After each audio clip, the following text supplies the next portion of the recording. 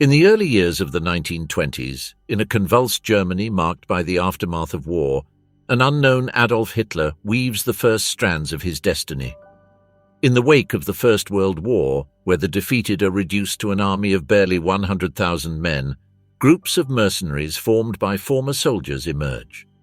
The fear of falling into a civil war permeates the country, and in this tumultuous scenario, a small group from southern Germany adopts the swastika as their symbol and calls themselves the National Socialist German Workers' Party, emerging in Munich.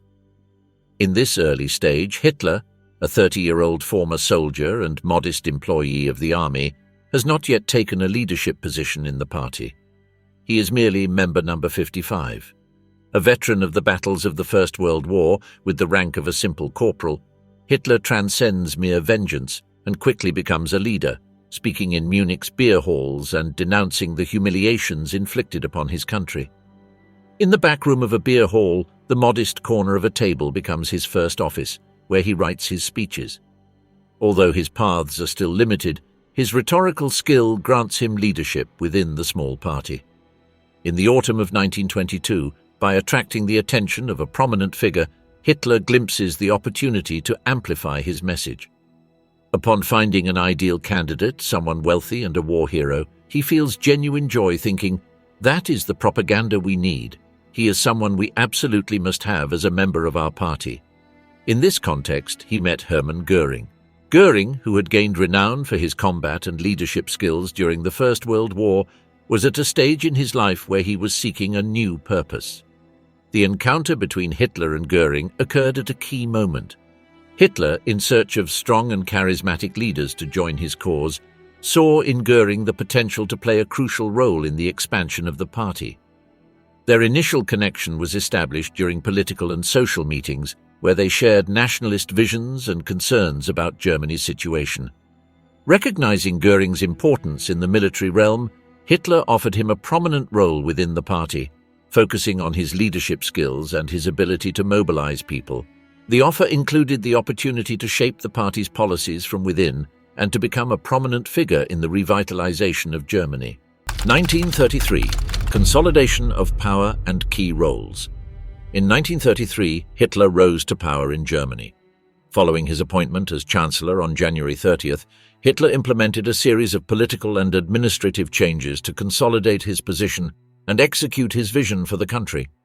To ensure total control, Hitler worked closely with his closest collaborators, distributing key functions and responsibilities.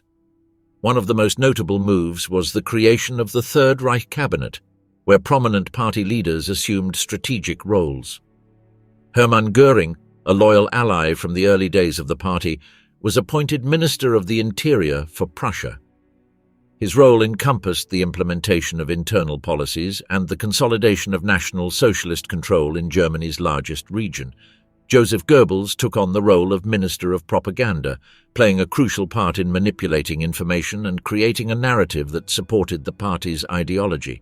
Heinrich Himmler, in charge of the SS, and Rudolf Hess, Hitler's personal secretary, also held significant roles. Himmler oversaw the paramilitary forces and the actions of the Gestapo, while Hess became the deputy Führer, acting as Hitler's personal secretary and key liaison. By assigning key roles in the Third Reich, Hitler not only distributed strategic responsibilities, but also established a carefully designed system to secure the unwavering loyalty of his collaborators. With a combination of political shrewdness and personal connections, Hitler cultivated relationships based on emotional dependence and gratitude. This tactic not only ensured efficiency in executing his plans, but also instilled the certainty that his collaborators would remain loyal and never betray him. Goebbels, Hitler's most loyal collaborator. In the decade of the 1920s, Hitler entrusted Joseph Goebbels with a delicate mission: to turn the National Socialists into the main political force in the great metropolis of Berlin, nicknamed Red Berlin, due to its communist influence. Goebbels, motivated by his quest for recognition and gratitude towards Hitler, accepted the challenge. The relationship between Goebbels and Hitler was complex, marked by emotional dependency. Goebbels, a lame man with a history of failures, saw in Hitler a charismatic and superior leader. Their relationship became almost romantic, and Goebbels yearned for Hitler's recognition and kind words. Goebbels' life was marked by illness and a disability in his leg, which he concealed with lies during the First World War. After frustrated dreams of becoming a soldier and a failed career as a bank employee, only Hitler gave his life meaning. From a bank employee to a party leader, Goebbels found a purpose in the movement led by Hitler. Upon arriving in Berlin, Goebbels faced the task of building from scratch. With only 100 active members and small offices, he began creating a newspaper, Der Angriff. He adopted a radical strategy, stoking hatred and challenging the communists in their neighborhoods. Violent clashes and mass arrests created scandal, fueling propaganda. In 1930, the murder of Horst Wessel, a young National Socialist activist, became an opportunity for the Nazis to demonstrate their strength. Goebbels, pouring fuel on the fire, provoked the question of whether such a death was deserved. Hitler, impressed, rewarded Goebbels with the position of party propaganda chief. Thus, the relationship between Hitler and Goebbels, rooted in gratitude and the pursuit of recognition, strengthened amidst the violence of Red Berlin. Now, at the helm of the party's propaganda, Goebbels would play a vital role in manipulating information and crafting the National Socialist narrative that would spread throughout Germany. On March 13, 1933, Hitler appointed Goebbels as Reich Minister of Propaganda, granting him unprecedented power over the information and narratives disseminated across the country. The personal relationship between Goebbels and Hitler was complex. Although Goebbels expressed unwavering devotion to the Führer, his loyalty was partly based on his belief that Hitler embodied the National Socialist vision that Goebbels himself championed. Known for his sharp insight and political cunning, Goebbels understood that his influence over propaganda also granted him a privileged position within the regime. Bormann, Hitler's indomitable right-hand man. 11 years younger than Hitler, Bormann dropped out of school to fight in the First World War. While Hitler served actively in the trenches, Bormann avoided the front lines. After the war, he demonstrated his efficiency as an organizer by managing a farming enterprise. Sharing with Hitler the humiliation of a defeated nation, the two forged bonds through the scars of a country both beaten and dishonored. Germany was left completely devastated, not only economically but also psychologically and morally. The people, especially the youth, had lost faith in their future and in themselves. Bormann felt drawn to the Freikorps, a far-right group of mercenaries near his birthplace in Halberstadt, Saxony-Anhalt. In 1923, during Hitler's attempt to seize power with the Munich Putsch, Bormann became involved in the obscure murder of a young teacher associated with the Freikorps. Bormann accused him of betraying far-right ideology, though he actually perceived him as a threat and ordered his murder. During his trial, Bormann claimed that the beating was politically motivated and got out of hand, resulting in a 1-year prison sentence. While in prison, Hitler was also arrested for political reasons, and both began to be seen as martyrs of the right. Bormann used this time to read Mein Kampf, published amidst the political instability of the 1920s, with the aim of better understanding Hitler, whom he admired as an author. Bormann expressed his fascination with the unique combination of organizational stubbornness and leadership in a single person, considering it the essence of what makes a man great. On February 27, 1927, Martin Bormann took a crucial step. He joined the National Socialist Party with the goal of rising and gaining access to Hitler's inner circle. After moving to Munich, where the party headquarters was located, Bormann dedicated himself to ingratiating himself with party loyalists at the Schelling Saloon. Despite obtaining a low-profile administrative job at party headquarters, which earned him the disdain of prominent figures like Heinrich Himmler, head of the newly formed SS, Bormann climbed the party hierarchy. In 1928, upon meeting Hitler, he impressed the Führer with his diligence and willingness to take on additional responsibilities. Bormann quickly took control of the party's financing. Money cemented the bond of mutual dependence between Bormann and his master Hitler. With access to the Führer's coffers and financial secrets, Bormann revealed the truth behind the image Hitler cultivated of solitude and frugality. "I own neither property nor capital. I don't smoke or drink. I eat in the most modest restaurants." Bormann knew this statement was not entirely true, as Hitler enjoyed the good life. and lived in a rented apartment in Munich's best neighborhood. Later, Bormann would use party funds to purchase the entire building. The National Socialists were amassing wealth through their 8 million members, each paying 1 Reichsmark monthly. At its peak, the party had an income equivalent to around 400 million euros today. Bormann, skilled at fundraising, managed the royalties from Mein Kampf and collected fees for the use of Hitler's image on postage stamps.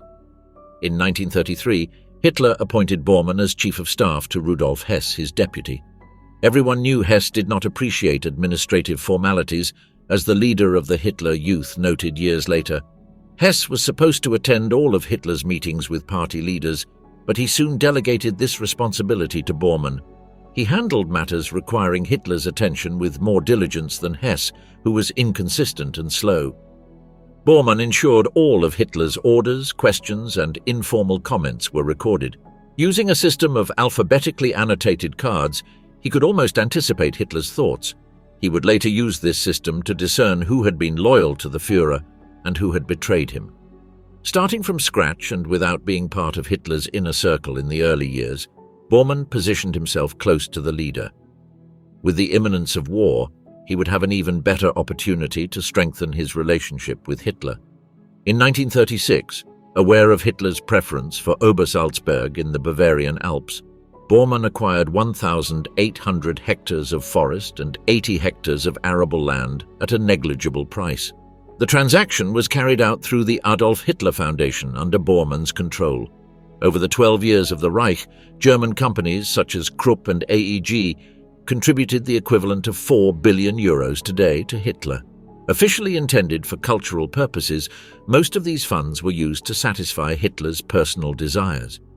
In the heart of this spectacular landscape, Bormann oversaw Hitler's rural residence, the Berghof. He tolerated no obstacles in his path and, through generous transactions, bought the acquiescence of those who might dissent in the region. Houses and trees were cleared to ensure nothing would disturb Hitler's visitors at this idyllic retreat. Bormann expropriated a nearby rural estate to ensure that the Führer, being a vegetarian, had access to vegetables of the highest quality on his table. Although Bormann had a large family to feed with his wife Gerda and 10 children, he also attended to Hitler's wish to have a tower in the countryside. They moved to Obersalzberg when the eldest child was 7 years old.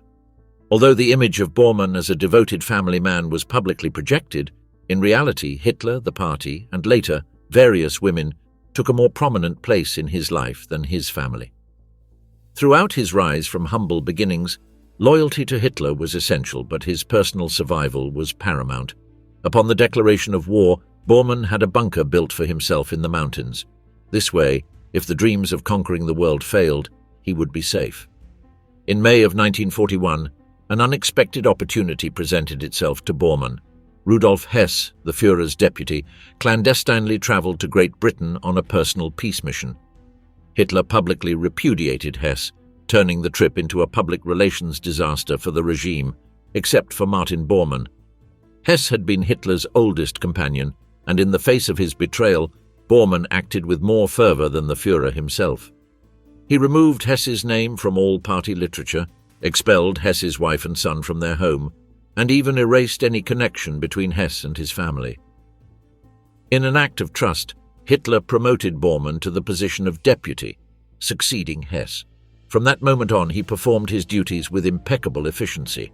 Hitler praised Martin Bormann with admiration, stating, "Things that take others a day, Bormann completes in 2 hours and he never overlooks anything. I know he employs brutal methods, but when I assign him a task, I can forget about it entirely." Additionally, Hitler highlighted the precision of Bormann's documents, noting that he only needed to reply with a yes or no, saving him considerable time. While others took hours, Bormann could resolve matters in 10 minutes that took others much longer. Bormann was always available to Hitler, no matter how strange or unexpected the request was, nor the hour at which it was made. Although early in their marriage, Bormann and his wife Gerda enjoyed a happy family life, with Hitler as the godfather of their eldest son, Adolf Martin Bormann. The war marked the end of that tranquility. With the onset of the conflict, any semblance of family life vanished. Bormann had several extramarital affairs, even going so far as to invite some of these women to Hitler's headquarters. Albert Speer, among the shadows of the Third Reich. Albert Speer stated in the early 1970s, "If Hitler ever had a friend, it was me." However, Speer clarified this statement, emphasizing that the key word in the phrase was if. Despite this, the closeness between the two was evident for more than a decade. He met Hitler in 1931. He was just another person in the audience at a rally. Speer was dazzled by the leader, impressed by his energetic oratory. He joined the party and began collaborating with that of Germany's charismatic leader. After years of waiting, the crucial moment came with the presentation of designs for the Nuremberg Congress. Hitler, an unforgiving observer, dismissed the young architect coldly without even glancing at him. However, in an unexpected turn of events, Speer was invited to a luncheon at a subsequent meeting, where the envious gazes of ministers and advisors did not go unnoticed.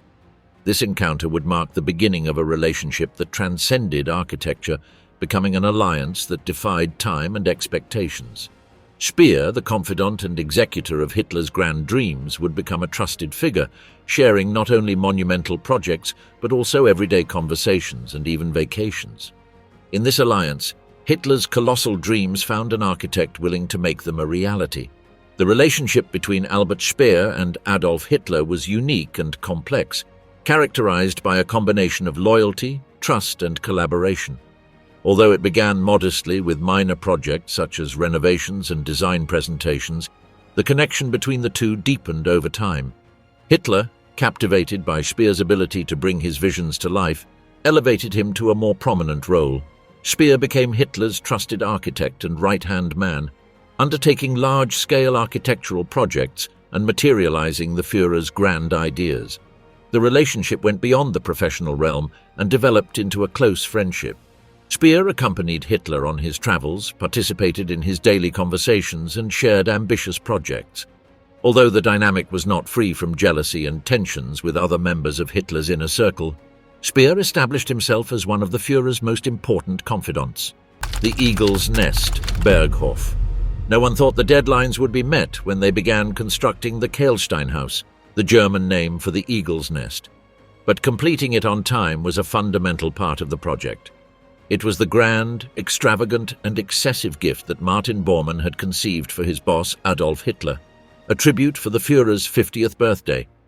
The Alpine House is located in an incredible place, the peak of a mountain. It was built to be both luxurious and solid. However, the uniqueness of this project lies not in its opulence, but in the fact that it is one of the few constructions associated with the Führer that still stands today. Just 10 kilometers from Salzburg, at an altitude of 1,800 meters, this house was envisioned as a retreat for Hitler. It was also intended to host foreign dignitaries visiting his secluded residence. Bormann was captivated by the monumental challenges the project presented.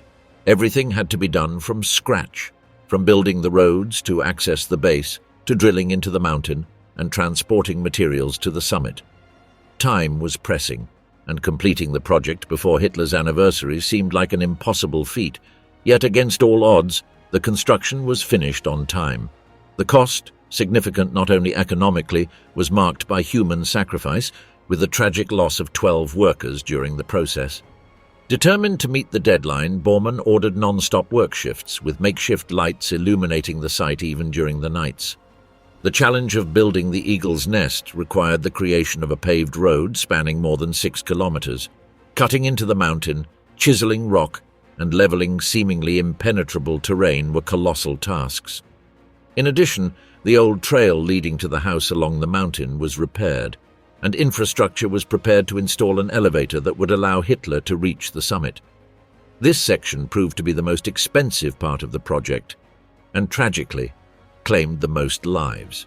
Drilling into the mountain, creating a cavity, and constructing a vertical tunnel for the elevator demanded monumental effort and, ultimately, significant human sacrifice. The scale of the project necessitated the implementation of a cable car system to transport materials to the summit. Hundreds of men were employed, though they were often treated like slaves, enduring heavy loads and inhumane work hours. To expedite progress, prefabricated blocks were transported, giving the impression of a house ready for assembly.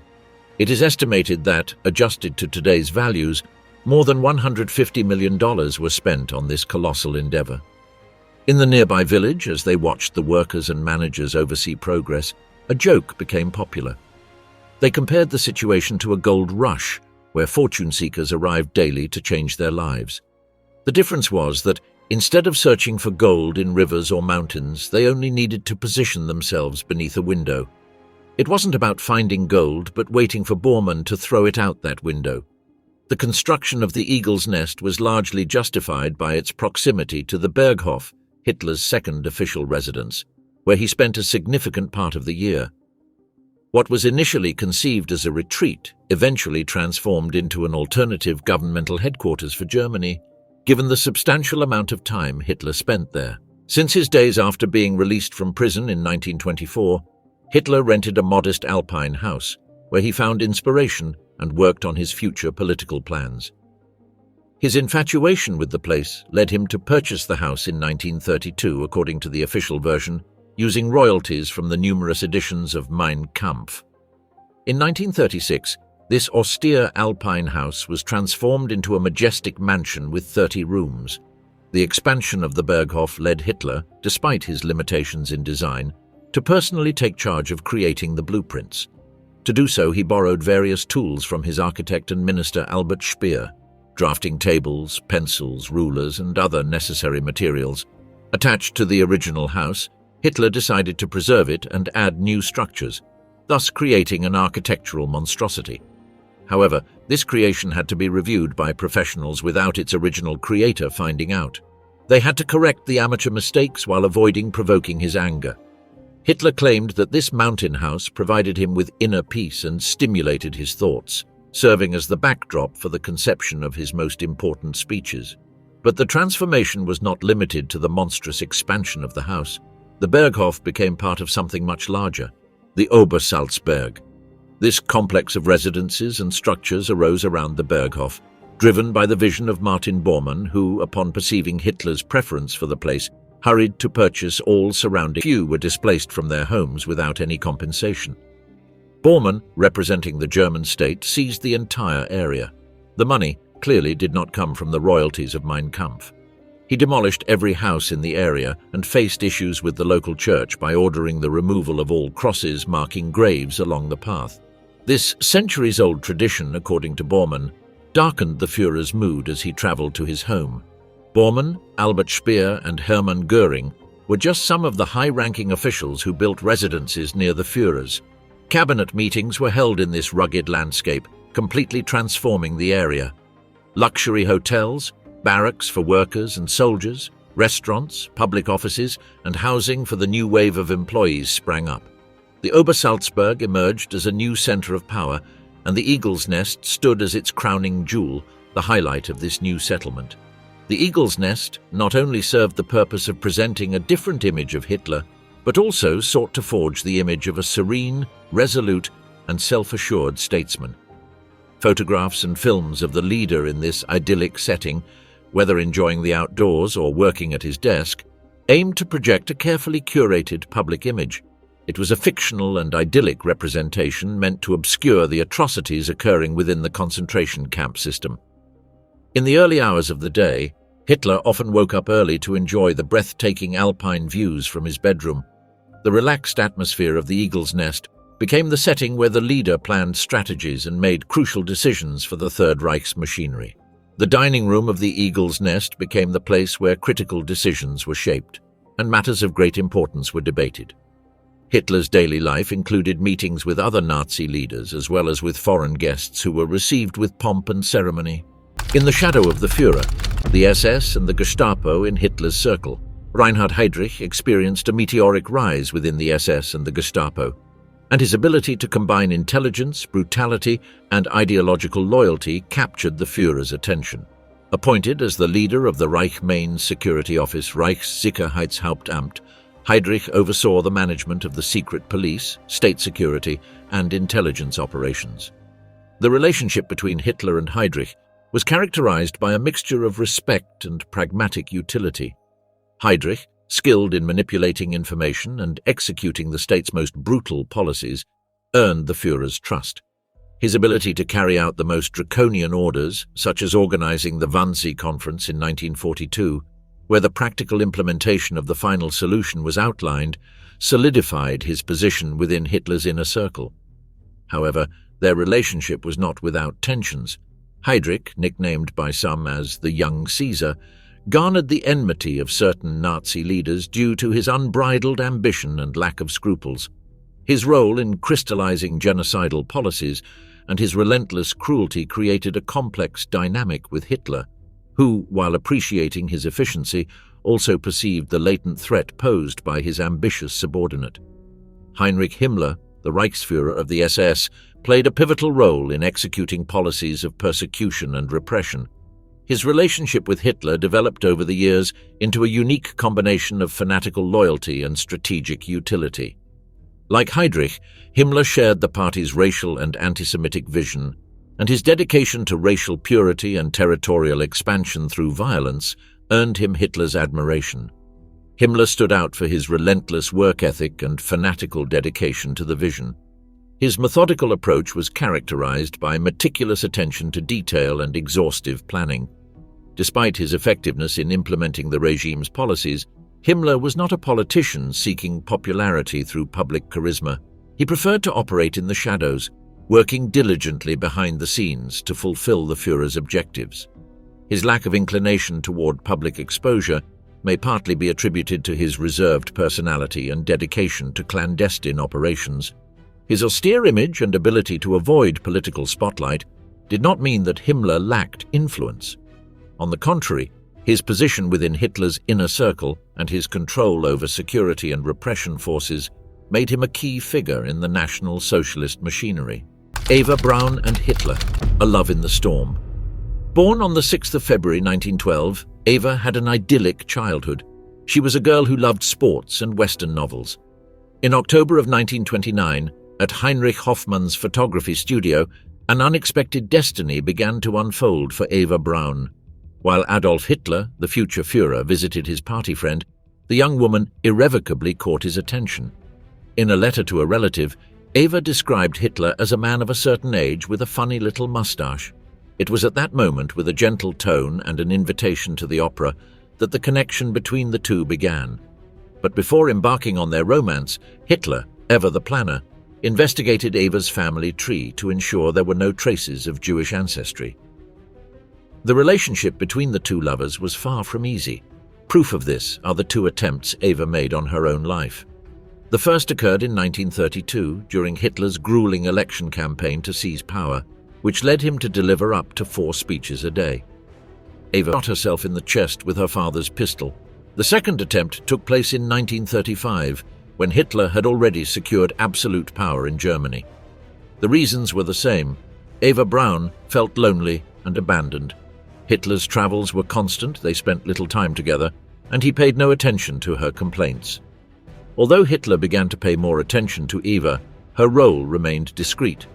Only a very small circle of trusted individuals knew about her relationship with Hitler. It could be said that Eva Braun lived in the shadow of the Führer. Despite women playing a secondary role in Hitler's life and the leadership being composed entirely of men, women were essential to the Führer's politics, in the majestic wolf letters that echoed like whispers in the wind. In 1942, Obersalzberg saw Hitler as a fleeting visitor, but in those brief moments, Eva Braun became the weaver of familial instances, capturing the essence of a leader in her visual diary. War, a response in the silence of 3 months of absence. In Goebbels' diaries, on the 25th of June 1943, a note about Eva Braun resonates. She is imbued with culture, her artistic judgment resonates with intelligence and maturity. She is the bastion that supports the Führer in this storm of history. Thus, in the crossroads of war, Eva Braun emerged as a beacon of support and culture amid the storm that ravaged the earth. Shadows and secrets. Hans Bauer and Theodor Morell in Hitler's circle. Hans Bauer and Theodor Morell were 2 distinctive figures within Hitler's inner circle. Each played a unique and, to some extent, paradoxical role in Hitler's personal and professional sphere. Hans Bauer, a career Luftwaffe pilot, became Hitler's personal pilot in 1932. His connection with the Führer was forged in the skies and extended throughout the tumultuous era of the Third Reich. Bauer not only transported Hitler on his travels but also became a close confidant and friend. His unique position allowed him to witness firsthand the evolution of Hitler's life, from his early triumphs to the dark final days in the Berlin bunker. Throughout the war, Bauer remained at the forefront of the state's machinery, transporting Hitler to various battlefronts and witnessing critical decisions that shaped the fate of the Third Reich.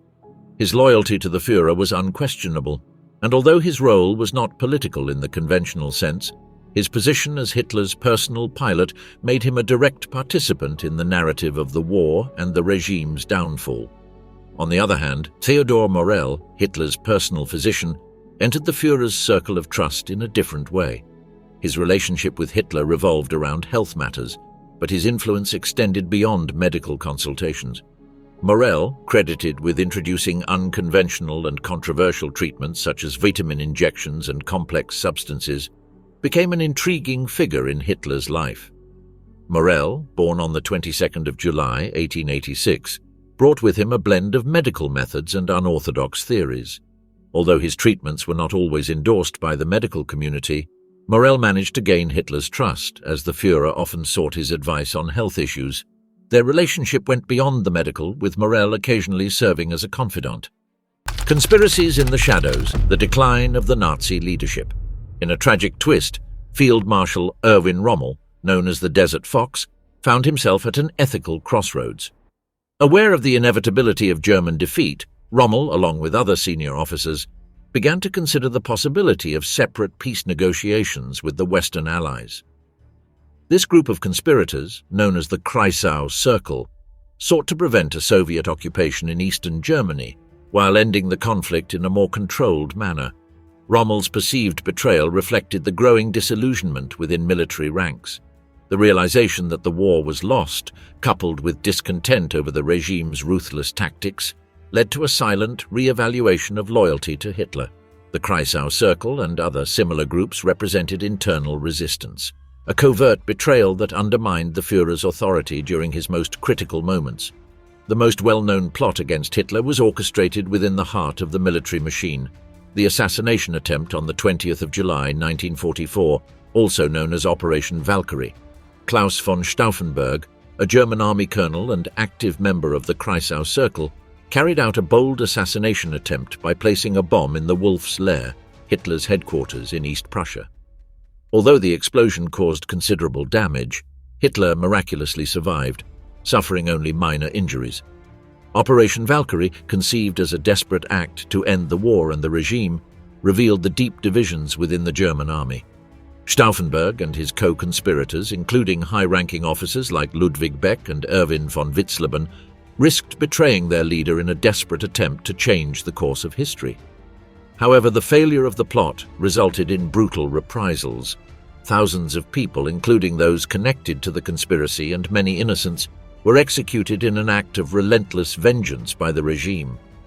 In the regime's final breaths, the Minister of Armaments and War Production, Albert Speer, also distanced himself from Hitler. Aware of the impending defeat, Speer chose not to follow Hitler's orders to implement a scorched earth policy, destroying infrastructure and resources before the arrival of Allied forces.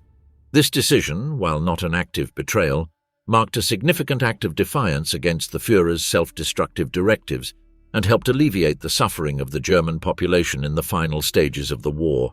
In the lost pages of Lieutenant General Hans Bauer's diary, a trusted confidant within Adolf Hitler's inner circle, lies the epic account of the final moments of the Third Reich. Deep within an underground bunker in Berlin on the 30th of April 1945, Bauer's words reveal the curtain of tragedy and despair that enveloped the Führer. "Hitler approached, gripping my hands tightly," recalled Bauer, whose life ended in 1993 at the age of 96. "Bauer, it is time to say farewell. My own generals have turned against me. My loyal soldiers are abandoning the fight, and I am unable to continue." I tried to persuade him, assuring him that planes were still available and that I could take him far away, to Japan, to Argentina, or where benevolent sheikhs would welcome him with open arms, grateful for his stance against the Jews, the pilot recounted. The war will end with Berlin's fall, and I will be here standing or falling with Berlin, Hitler replied firmly. A man must summon the courage to face the consequences, and so I am ending this now. I know that tomorrow millions will curse me. That is my fate. But the Russians know of my presence in this bunker, and I fear they might use gas bombs. There are gas extractors here, I know, but can they truly be trusted? In any case, I do not trust them, and today it all ends. Tragedy and betrayals. The fall of the collaborators of the Third Reich. In the ruins of the Third Reich, the fall of Adolf Hitler was followed by the disintegration of the Nazi leadership, marking the tragic epilogue of an era. Hermann Göring, the Reich Marshal and designated successor, found himself at a crossroads after Hitler's death. Amid the prevailing confusion, Göring proclaimed himself the leader of the Reich and attempted to contact the Allies to negotiate surrender. This act was interpreted by Hitler as treason, and Göring was stripped of all his positions. Captured by Allied forces in May of 1945, Göring expected to be a witness at the Nuremberg trials. However, before facing his fate in the defendant's dock, he committed suicide by cyanide on the 15th of October 1946, thus avoiding the sentence that would likely have condemned him for war crimes. Heinrich Himmler, the sinister leader of the SS, took a different path. In a desperate attempt to save his life, Himmler secretly tried to negotiate with the Western Allies after Hitler's death. However, when discovered, he was detained by British forces. Before facing trial, Himmler chose suicide by ingesting cyanide on the 23rd of May, 1945. His death ended any possibility of him answering for his horrendous crimes in court. The figure of Albert Speer also faded in the run-up to the trial. Known for his efficiency in managing the war economy, Speer tried to distance himself from the crimes of the regime by admitting his limited responsibility at the Nuremberg trials. He was sentenced to 20 years in prison for war crimes and crimes against humanity. During his imprisonment, Speer reflected on his actions and wrote extensively about the collapse of the Nazi regime. He was released in 1966 and dedicated his later years to writing and reflection, passing away in 1981. Martin Bormann took a more mysterious path. After Hitler's death, Bormann attempted to escape Berlin and evade capture. For decades, his fate remained uncertain. However, in 1972, his remains were discovered in Berlin and confirmed through DNA testing. The truth about his death, amidst the chaos of battle and surrender, shed light on the fate of one of Hitler's closest collaborators. Joseph Goebbels took a dark route to the end. After Hitler's suicide, Goebbels briefly assumed the leadership of the Reich and, along with his wife Magda, orchestrated the murder of their 6 children before committing suicide on the 1st of May 1945. His tragic end marked the total collapse of the Nazi hierarchy. Heinrich Himmler, head of the Gestapo, faced a more elusive fate. He disappeared in the final days of the war, and his whereabouts remain a mystery. It is presumed he died in Berlin, but the lack of conclusive evidence fuels theories about his possible escape.